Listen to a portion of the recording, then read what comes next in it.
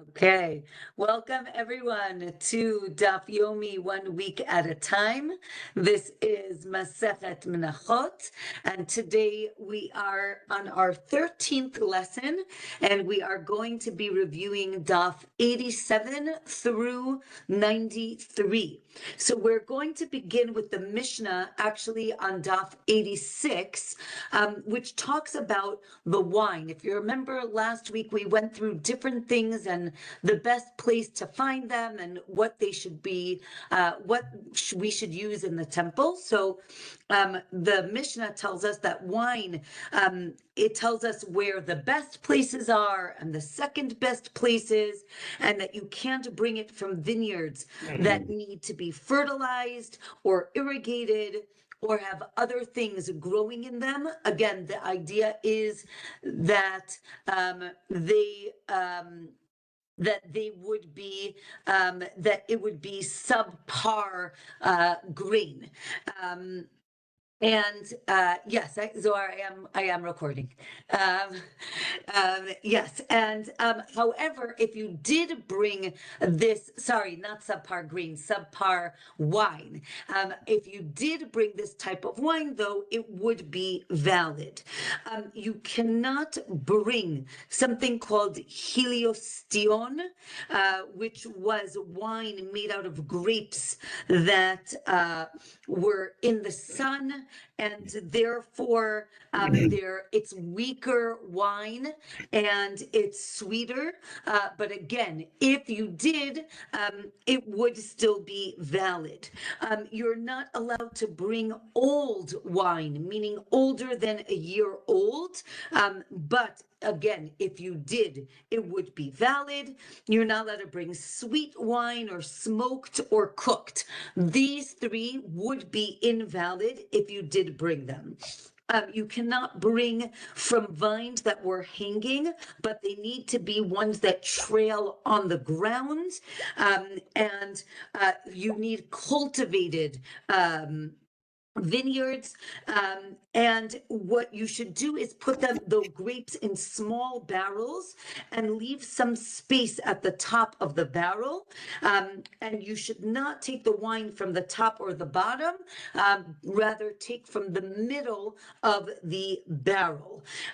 If it has any mold in it, so then that wine is invalid. Okay, the Gemara on Daf 87 tells us that hilistion is invalid if it has added sugar, but if it's sweet from the grapes themselves, then it would be valid. Now, the Gemara tells us that the wine is compared to the sheep, and just like the sheep, again, the sacrifice has to be within 1 year old, so too the wine needs to be within 1 year old. Again, but if you do bring older wine, it would still be valid. Okay, you should not stack the barrels, and if the vineyard was weeded twice a year, that would produce the best wine. Now, how do you check the wine?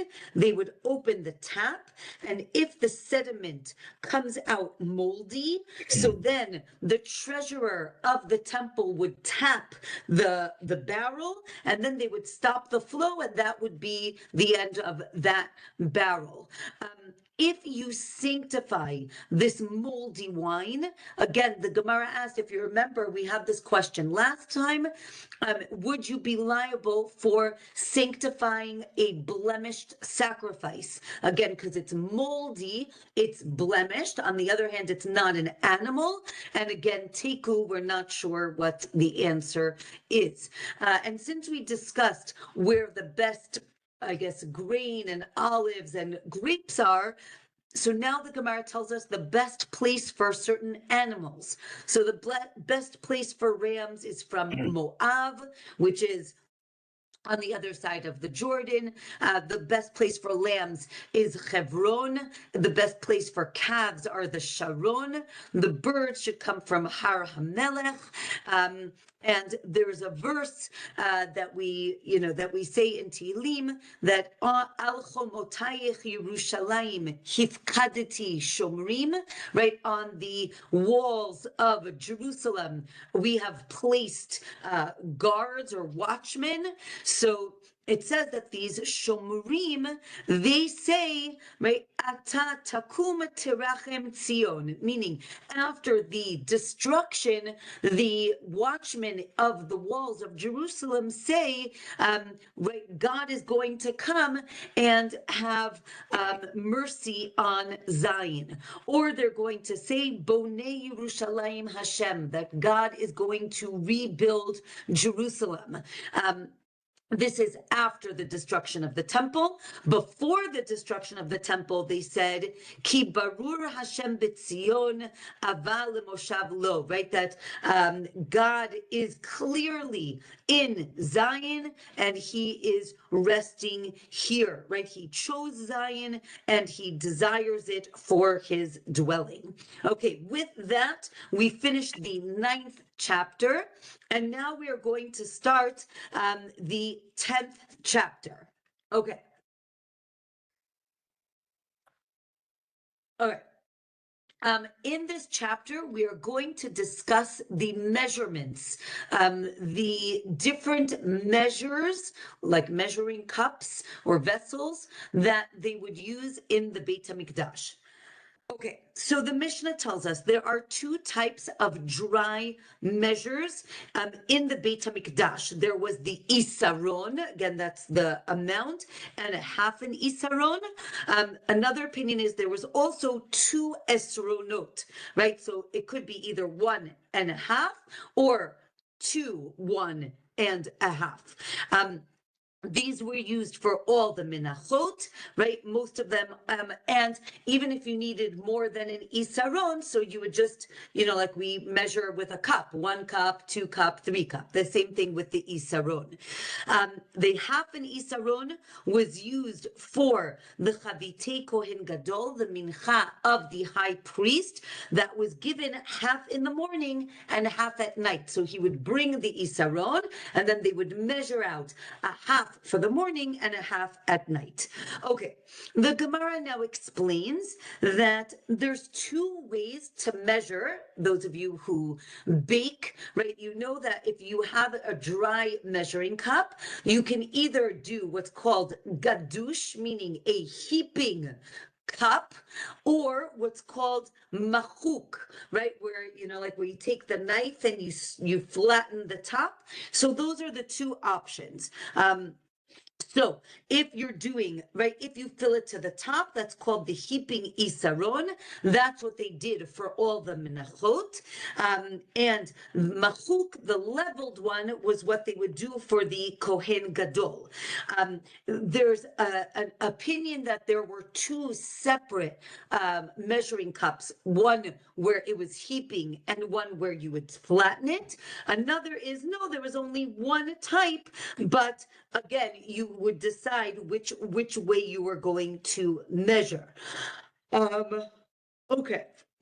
As we said, the Kohen Gadol would bring 1 isaron, and then they would split it up, half in the morning and half in the afternoon. And that one was the flat measuring. This sacrifice, the chavitei kohen gadol, how do you divide the loaves? So there were actually 12 loaves, 6 in the morning, 6 in the afternoon. So the question is, do you divide this by hand or with a utensil, right? Maybe like a scale. The Gemara says, no, we don't bring scales into the Beit HaMikdash. Therefore, you had to do it by hand. Okay, and now the Gemara asks, what about the airspace of a sanctified vessel, a vessel from the Beit HaMikdash?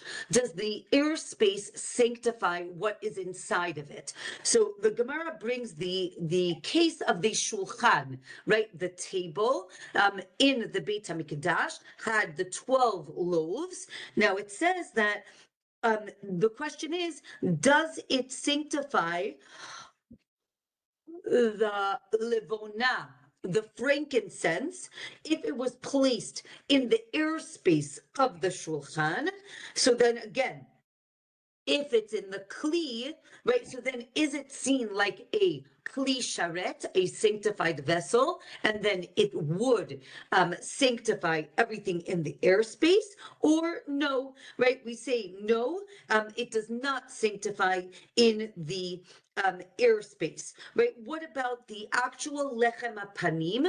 So the showbread was actually like a flat thing that was bent up. Now the bent part that was up isn't sitting on the shelf or on the shulchan, and therefore we see that it does sanctify in the airspace.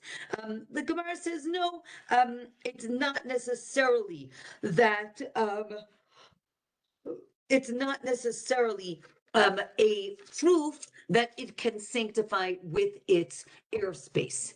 Okay, the next Mishnah talks about the liquid measures. There are 7 measures for liquids. Okay, in Hebrew, they're called the hin. We're going from largest to smallest. So you have the hin, a half a hin, a third of a hin, a quarter of a hin, a log, half a log, and a quarter of a log. Okay, those are the 7 measuring, I guess, cups or utensils for liquids. Another opinion is no. There was one measuring cup and it had lines on it like we have today. I mean, that's what I use, my Pyrex glass measuring cup, and it holds whatever it holds, right? 4 cups, and then it has lines for all the different measures.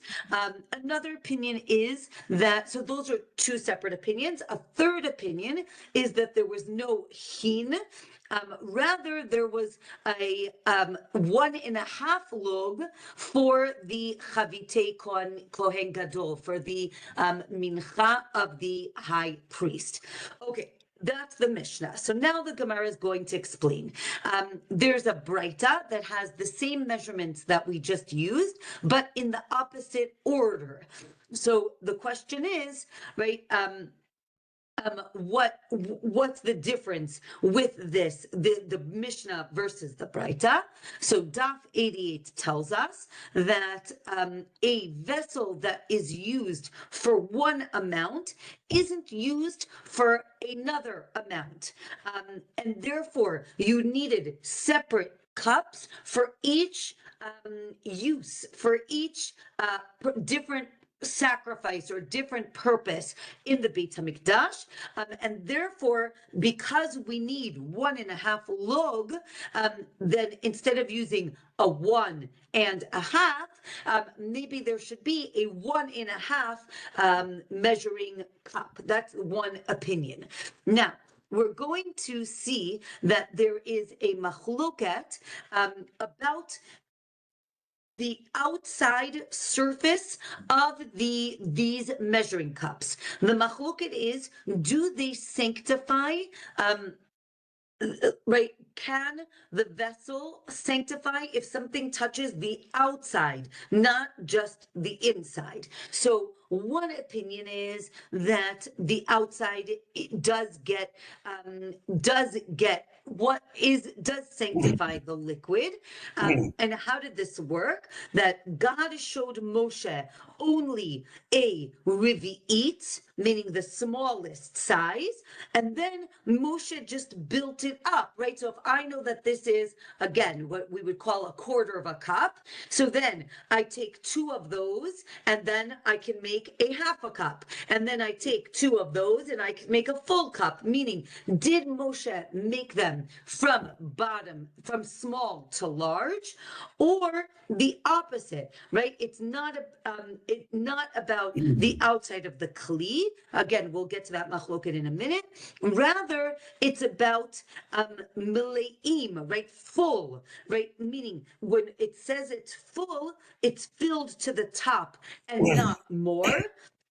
And therefore, it could be, it has to go till the top. Another opinion is, no, it can even be overflowing. And that is the machloket. Now, the Gemara is going to discuss what each thing is used for. So the hin was used for shemen hamishcha, the oil that was used to anoint the different vessels, but that was only done once and not for the generations. That's why there's a machloket if that was something that they kept or it was only used one time. Right? Basically, there's a tradition that there were 7 measuring cups. And the question is, do you take out the hin and add the 1.5 log that we mentioned earlier? Okay, next Mishnah on Daf 88.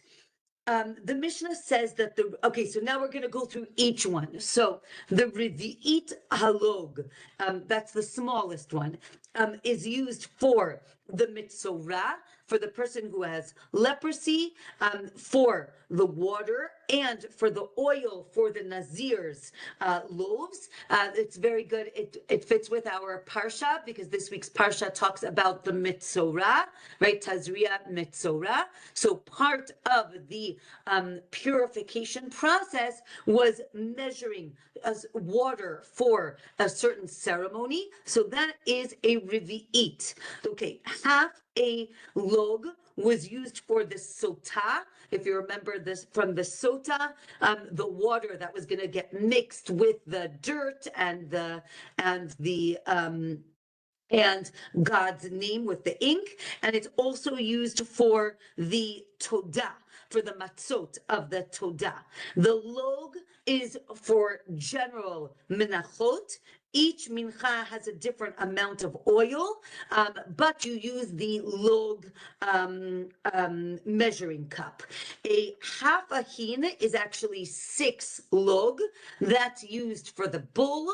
4 is used for the ram. 3 log is for a sheep, and 3.5 log is for the menorah.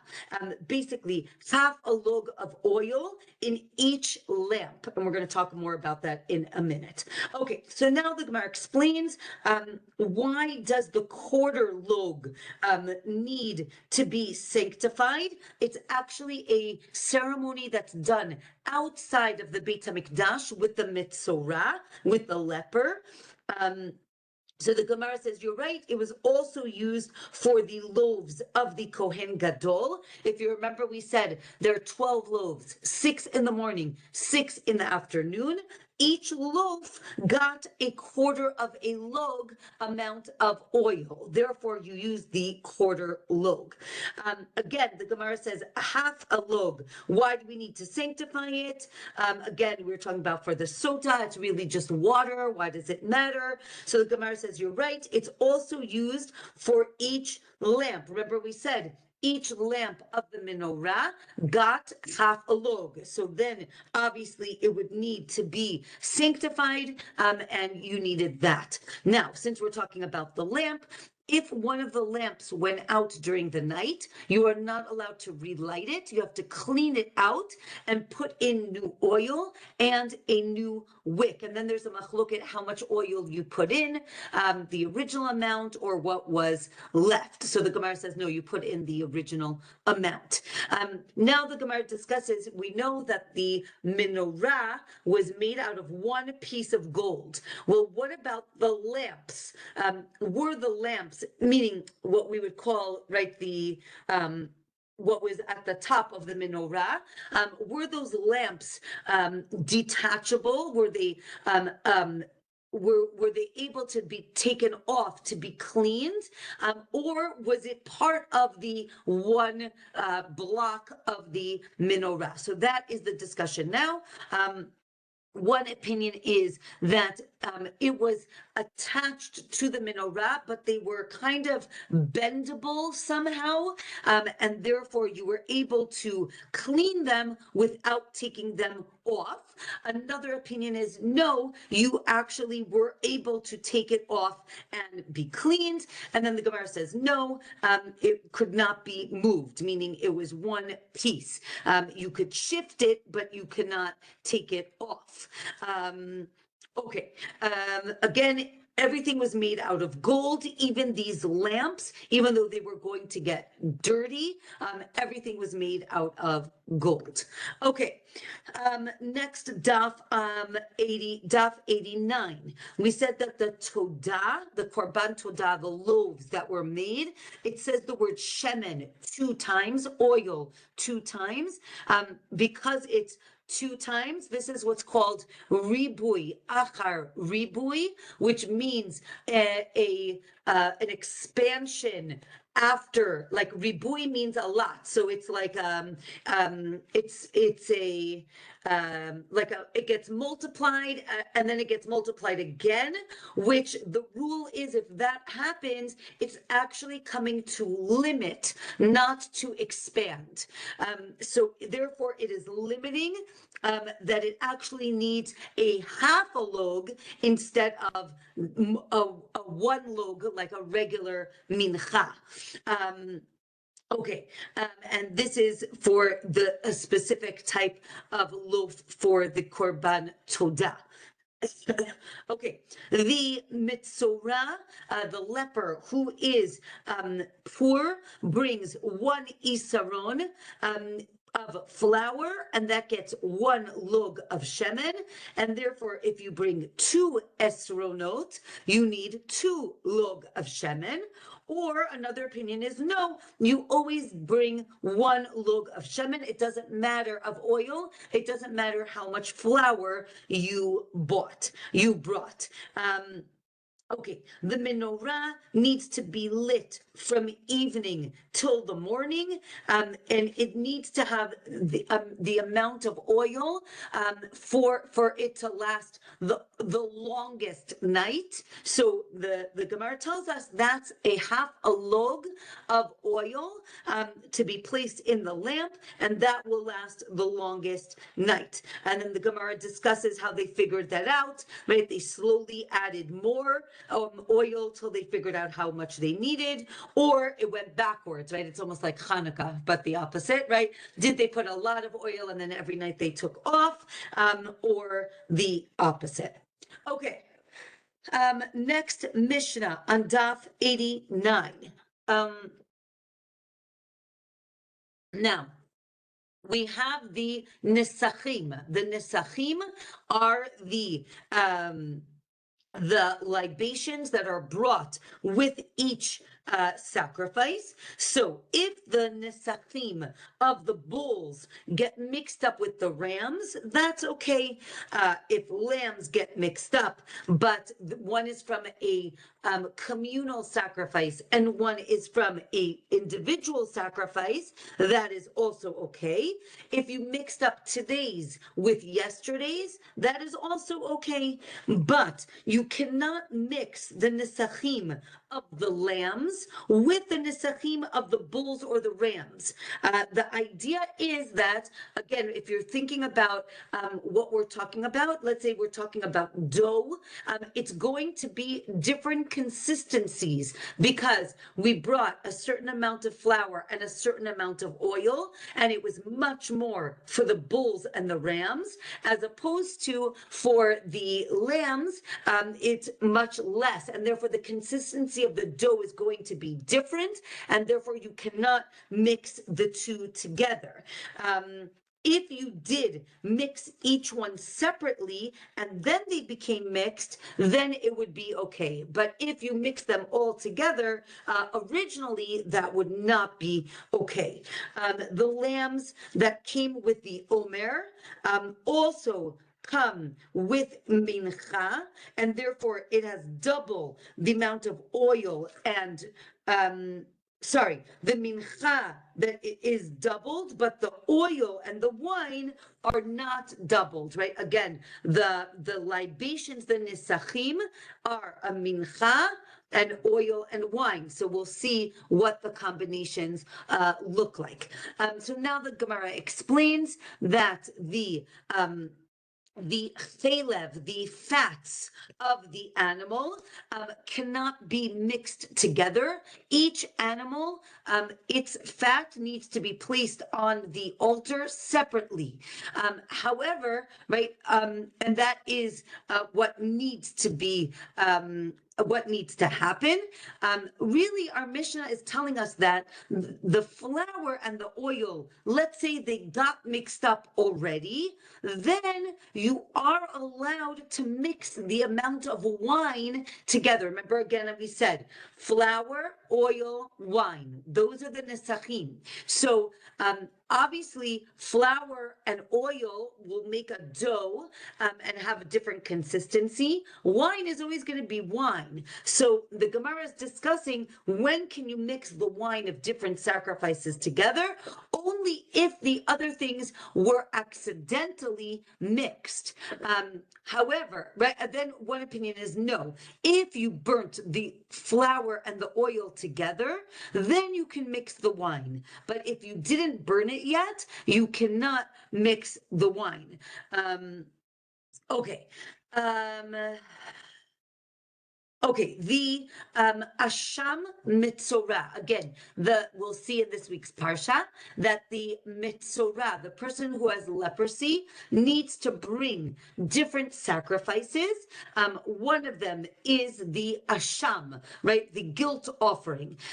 Now, let's say it was slaughtered, but without having in mind that this is an asham, so it still needs nesachim. If not, then if not, then it is invalid. So to the omer or the tamid, all of these are burnt offerings. They are olot. And if you did them without the proper intent, meaning lo lishma, if you remember that phrase, right? Not with the proper intent, they could still be a voluntary sacrifice. And therefore, you still burn it. But the asham mitzorah is unique. And we'll see more about that in a little bit. Okay, Daf 90. We have the next Mishnah, and it tells us that all the measurements were heaped above the rim of the vessel, except for the Kohen Gadol, right? The Kohen Gadol, the high priest, that was level. And when now again, what does it mean heaped? So for the Kohen Gadol, it was heaped within the rim of the vessel, right? Meaning, so you filled it up a little bit less, and then that heap is within the walls of the vessel. For other sacrifices, it went above the vessel. For liquid measurements, anything above the rim. Now again, you'd say, how could there be above the rim? It would spill. So here they're talking about like surface tension, right? So when you fill up water, there is a point where you can add a few more drops where it will still be within the vessel, but the top will be a little bit above that vessel, right? So that surface tension, that the things above the rim do become sanctified, but with the dry measure, the things above the rim do not become sanctified. Okay, so Rabbi Akiva gives the reason because the liquid measures are kadosh, are sanctified, and therefore their overflow is sanctified, whereas the dry measures are not sanctified, and therefore their overflow is not kadosh, is not sanctified. Rabbi Yossi says he agrees with the opinion just for a different reason. He says that liquid that drips out right, when you think about when you pour a liquid, right, it goes in, and then, right, if it jumps out, it's because it was already inside the vessel, and therefore it became sanctified because it was in the vessel. But for the dry, right, when you pile up flour, you pile, the flour that's on the top was never inside the vessel, and therefore it is not sanctified. Okay. So now the Gemara explains that the first opinion is, and I mentioned this before, the machloket about the sanctity of these vessels, right? Is it that the liquid was anointed inside and out, and therefore it is sanctified on the outside, and the dry was only sanctified on the inside? Rabbi Akiva says the liquid was sanctified, the dry one was not sanctified, and the and Rabbi Yossi says that both of them were anointed inside, but things that, again, remember what we said, like things that spill out, were they inside or not? So that is the machloket. Okay, so now the Gemara is trying to understand how do we understand this machloket. So let's look at the lechem hapanim, the showbread. Let's say if you remember, the showbread was put on the shulchan on Shabbat, but let's say you only put it there on Sunday. So now you can't burn the frankincense, the livona, the next Shabbat, and therefore you have to leave it another week. Now, we're not concerned that people are going to say, oh, look, you're leaving things in a sanctified vessel for a very long time, because people don't see it. But with the measuring cups, people will see how you're measuring, and then they'll say, wait, if there's overflow, is it sanctified or not? And therefore, there's a distinction between the measuring cups and other vessels. Now, let's say you have leftover nesachim, the leftover libations go to what's called Kates HaMizbeach, which is basically, first of all, let's discuss what is a leftover nesachim. This could be the overflow from the measures, or extra money from buying the flour. And then what do? We use it for when it's a slow day in the temple and you want to bring, right? We don't want slow days. We want to make sure that there's always something burning in the Beit HaMikdash. And therefore that's called Ketz HaMizbeach or Kayitz HaMizbeach. So that is what is going to be used for that. Okay, the next Mishnah tells us that all sacrifices need nesachim, again, the libations, except for the bechor, the firstborn of each animal, the maaser, the tithe of the animal, Pesach, the chatat, the sin offering, and the asham, the guilt offering. These do not need nesachim, and except for the sin offering of the mitzorah, the leper, and his guilt offering. Those, even though they are sin offerings, they do need libations. They do need nesachim. So now the Gemara is going to explain this. The verse says that the olah, the burnt offering, needs nesachim, and this is then extended to the shlamim, to the peace offering, and to the todah, the Thanksgiving offering, and these are only things that are voluntary. Therefore, we're going to say that anything that is an obligation does not get nesachim, meaning if you're bringing a sin offering because you have sinned, that is an obligation, and you do not bring nesachim. Again, nesachim are flour, oil, and wine. Okay. Also, things that are brought on the holidays, those do need nesachim. Those are included, and a communal sin offering does not have nesachim, even though it is brought on a holiday. Okay, the olah, the burnt offering, is only for, it's only talking about animals, meaning domesticated animals, not birds. Birds do not get nesachim, or maybe the verse teaches, again, the verse says, "Min habakar umin hatzon." You bring it from the bull, the cattle, and the flock.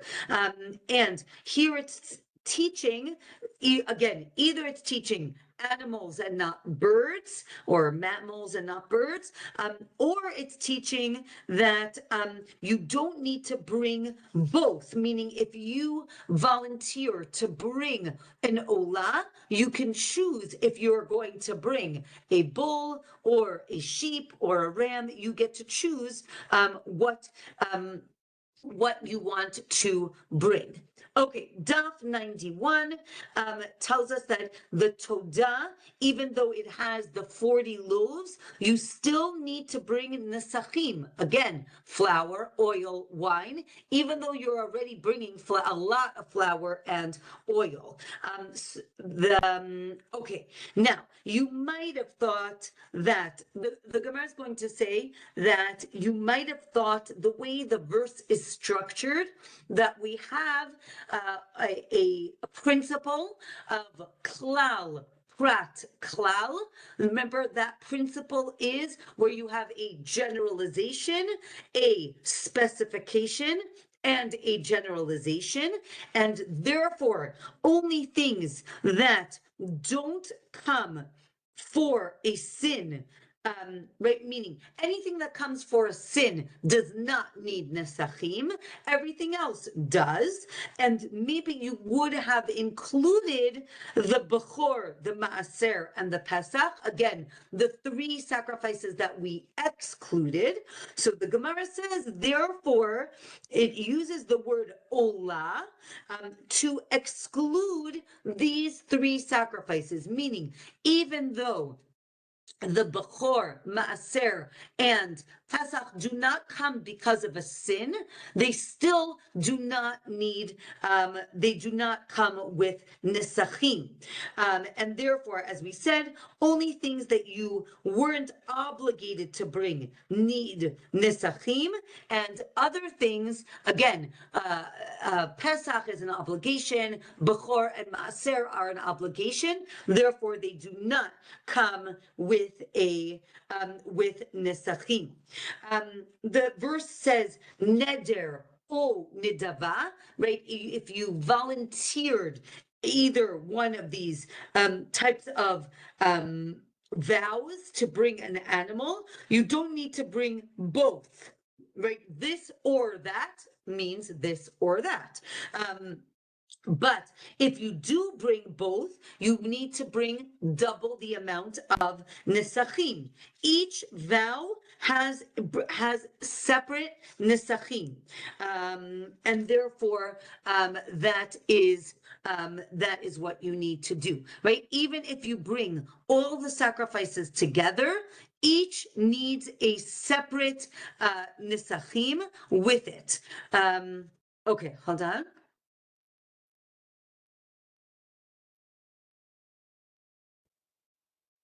Okay. The 2 sacrifices of the mitzorah, of the of the leper, even though they are sin offerings, they do come with nesachim. This is because the verse actually teaches this specifically. And you need to bring wine with it. Again, each one of the three sacrifices of the mitzorah, right? Each one gets its own libations. Okay, maybe, so the Gemara says, what if you messed up the count of the maaser? I don't remember if we learned this yet, but we will learn it again. With the 10th animal, right? What you did at the end of the year was place all your animals in a pen and then let them out slowly, and you count 1, 2, 3, 4, 5, 6, 7, 8, 9. When you get to 10, you would paint that animal or make a mark. That animal is brought to the Beit HaMikdash as a sacrifice. Now, let's say we made a counting error and you said 1, 2, 3, 4, 5, 6, 7, 8, 9, 10, 10. And you skipped 10, let's say, and then you made number 11 10. If you call it 10, it becomes sanctified. However, this one does need nesachim, as opposed to the real number 10 does not get nesachim. Okay, the ram of the Kohen Gadol needs nesachim. A lamb that is in the 13th month, right? We have a lamb that's under a year old, that's called a keves, and we'll call it a ram, right? An adult, sheep is called an ayil, a ram. Now that is over 13 months. Basically, there's 1 month in between where it's neither here nor there. It's called a palgas. I don't know if there's a regular term for that, but basically it's somewhere between, right, the baby and the adult. So it's within puberty, it's in their teenage years. Now the question is, does it need nesachim or not? And which nesachim do you bring? So the Gemara says you bring the nesachim of the ram, the older one, meaning it's more nesachim, because we have a doubt and we're not sure, or maybe you don't bring any nesachim because it's not a keves and it's not an ayil. Okay, right, but for there's no difference between a calf and a bull. It gets the same nesachim. For a ram, there's no difference between year 2 or 3, right? The only difference was between year 1 and 2. Also, there's no difference between male and female sheep for nesachim. The same thing with goats. Okay, daf 92. Hold on, I need to take a drink. Okay, daf 92, the Mishnah tells us that communal sacrifices. Okay, we're now going to talk about smicha. Smicha, not in terms of rabbis, smicha in terms of leaning on the animal. Okay, smicha was done, we'll see for which sacrifices, where the owner of the sacrifice leaned on the animal, and the idea was that you're almost transferring your, again, guilt, responsibility, whatever it is, right, to the animal. So communal sacrifices do not have smicha, except for, if you remember, we learned about par he'elem davar, the bull, when the Sanhedrin, the court, the high court, made an erroneous ruling. So then they take responsibility and they bring a bull. That one does need smicha. And the seir hamishtalech, the goat on Yom Kippur that is sent out to the desert, that does get smicha. Or another opinion is that the goat of, if the nation did idolatry, they bring a goat. This goat, again, the machloket is, does it need smicha or not? All individual sacrifices, again, personal sacrifices, need smicha, except for Bechor, Maaser, and Pesach. Again, our three that we saw in the last Mishnah. An heir, right? Someone who's bringing their father's or mother's sacrifices, the heir does do smicha on that sacrifice and brings the nesachim, and it could affect tmura. Tmura is, we'll have a whole masechet about it, but it can transfer its sanctity to another animal. So now the Gemara explains that there's a tradition that there are two communal sacrifices that need smicha. Now, again, as we said, only the owner does smicha. And what for the seira mishtaleach, the goat that is sent out on Yom Kippur, that's different because, again, we're going to see the Gemara tells us there's a machloket if the priests also get atonement from that goat. If they do, then they become partial owners, and then they can do smicha. If they don't, so then they can't. And that is the machloket on who actually gets atonement from which sacrifice on Yom Kippur.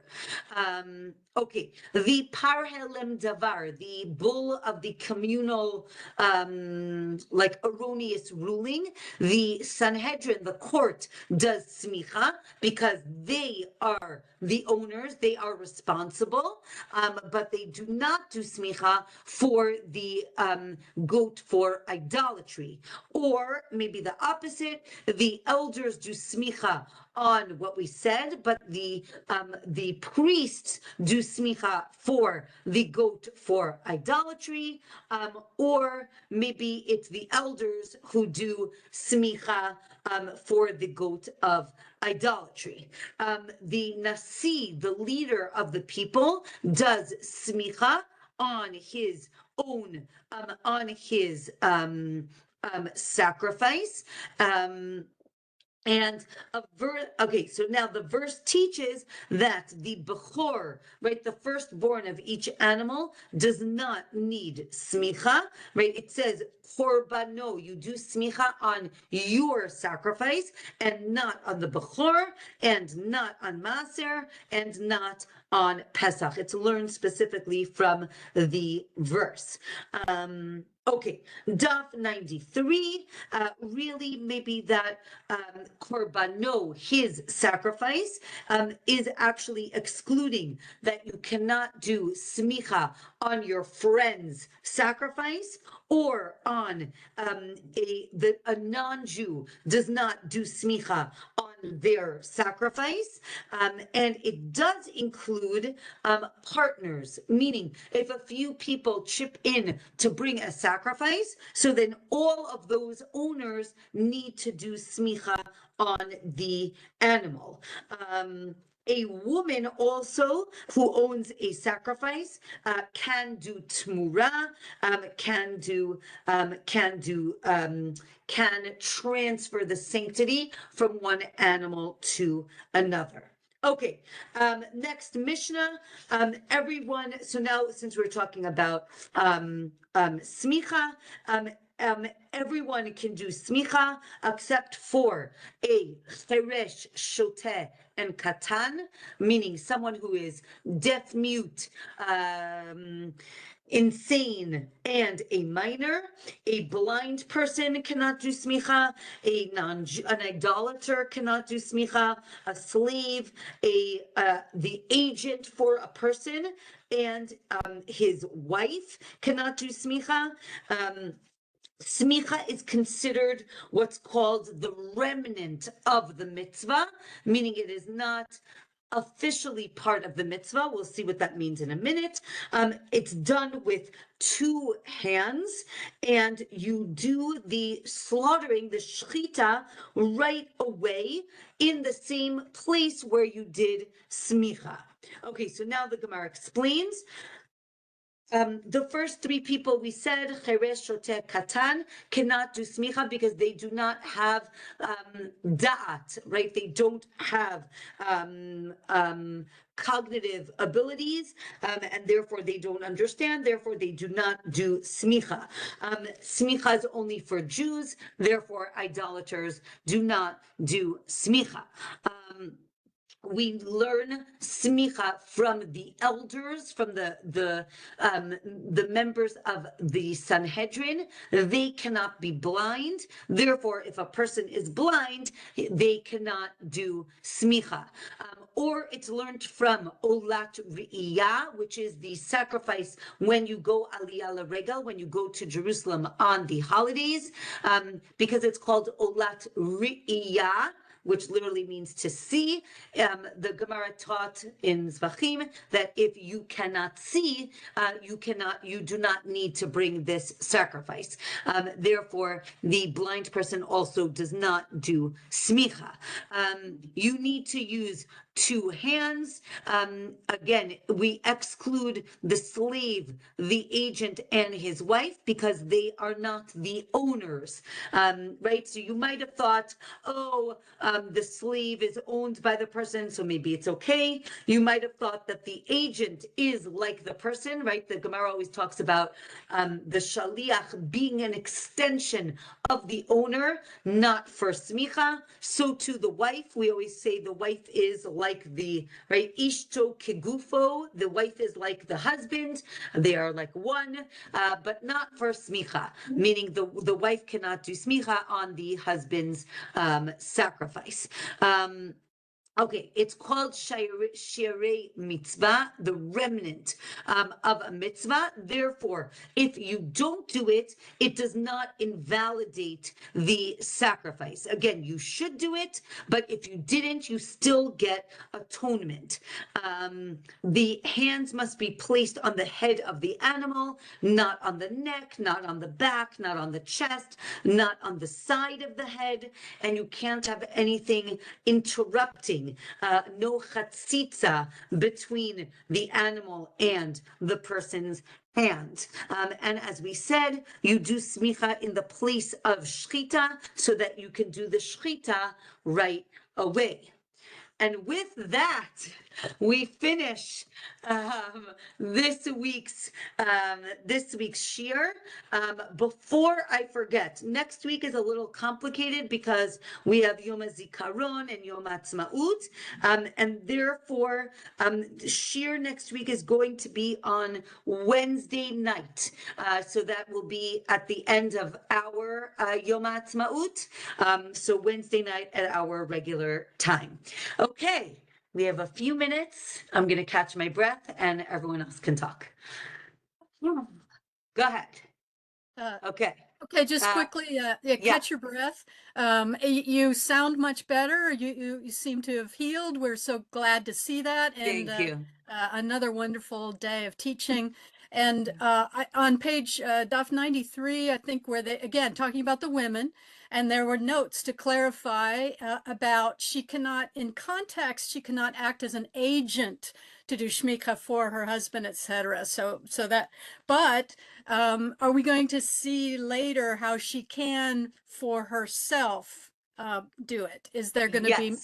Yes. There is a discussion about smicha for, again, smicha leaning on the animal for women.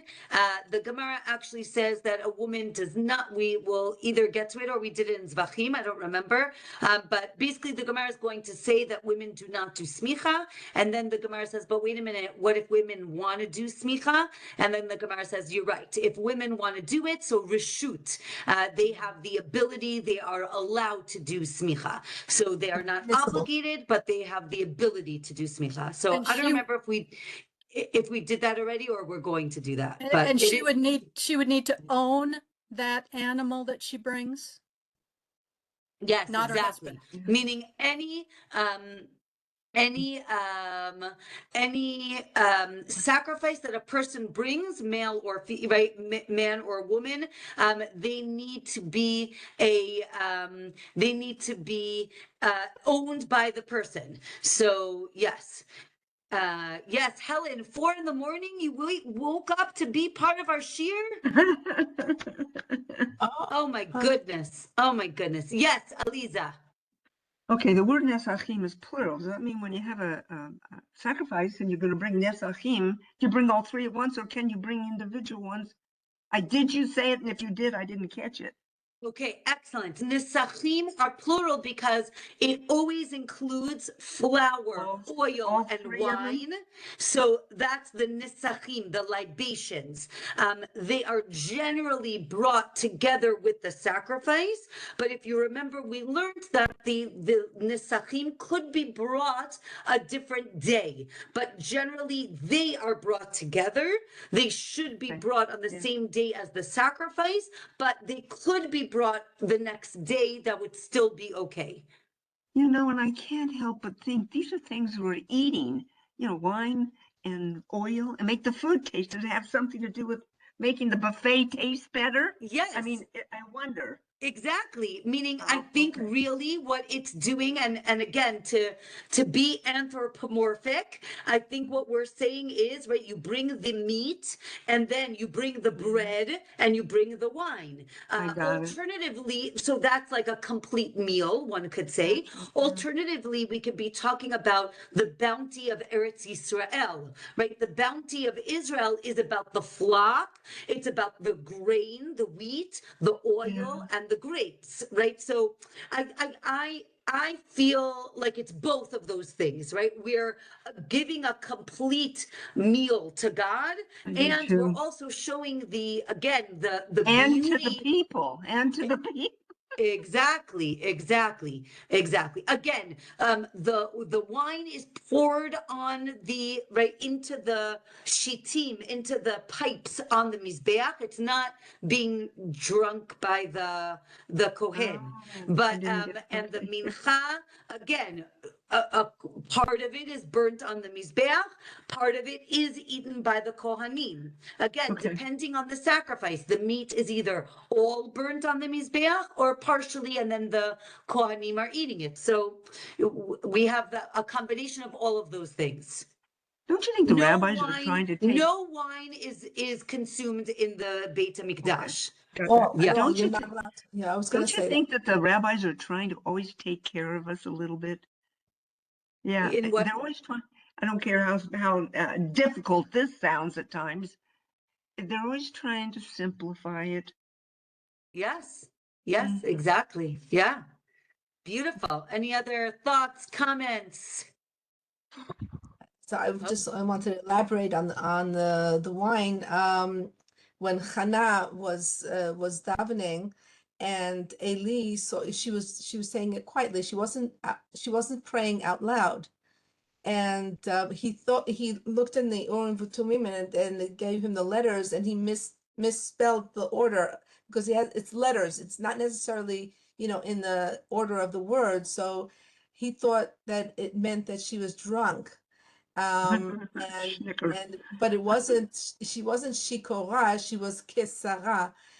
So basically Hashem was saying to him, she's as righteous as Sarah Imenu. But he said to her, you shouldn't be here if you're drunk. And she said, no, don't think of me as somebody who's a sinner. I am not drunk. I'm just so upset. And that's why she was praying quietly and with all the fervor, but in quiet. Yeah. Wow. Dignity. Wow. Beautiful. All right. Thank you, Well, Rabbani. those of you who are, it's still daytime, so it's still Yom HaShoah. So I'll just mention that it is Holocaust Memorial Day. It was today. So for those of you who, that are connected to that. Next week, as I mentioned, so Monday night, Tuesday is Yom HaZikaron, our Memorial Day. And then Tuesday night, Wednesday is Yom HaAtzmaut, Independence Day, Israel Independence Day. So we will meet next Wednesday night at the end of Yom HaAtzmaut. So after everyone's barbecue or before your barbecues, and Be'ezrat Hashem, we should just have quiet times. I hope everyone had a beautiful Pesach. And Chodesh Tov, Be'ezrat Hashem, it'll be Chodesh, Rosh Chodesh. All of those things coming up. So wishing everyone all the best and see you next week. Thank you, Rev. Thank you. so much. Thank you very much.